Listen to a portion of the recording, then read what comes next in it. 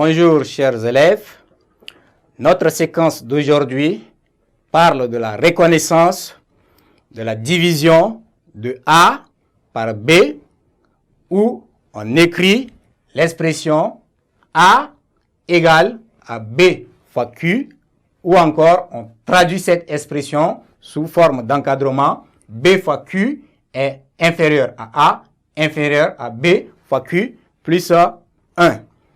Ainsi, chers élèves, cette écriture, on la reconnaît grâce à la division de A par un entier non nul qui est B.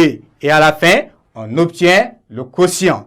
Et ce quotient serait appelé le quotient exact parce que cette division n'aura pas de reste. Si votre division n'a pas un reste quelconque, là, l'écriture A égale à B fois Q est vérifiée.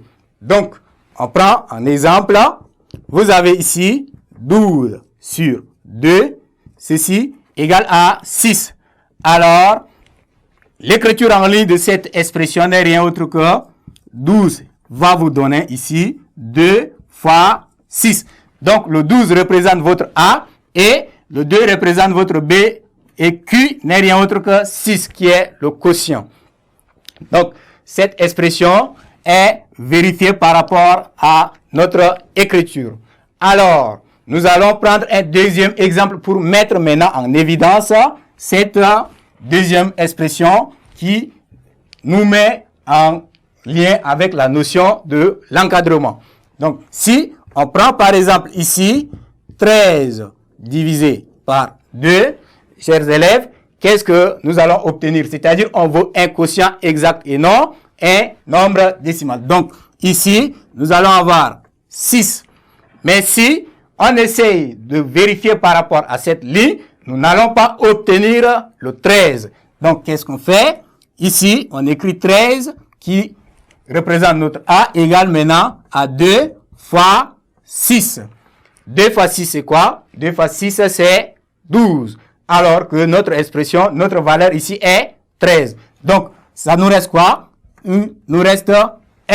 Le 1 n'est rien autre que le reste de la division de 13 par 2. Donc, qu'est-ce qu'on fait? On va essayer d'encadrer cette expression pour voir.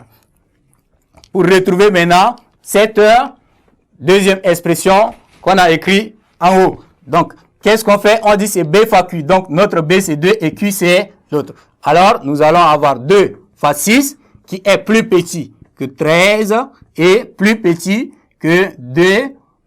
Maintenant, plus petit que 2 fois 6 plus 1.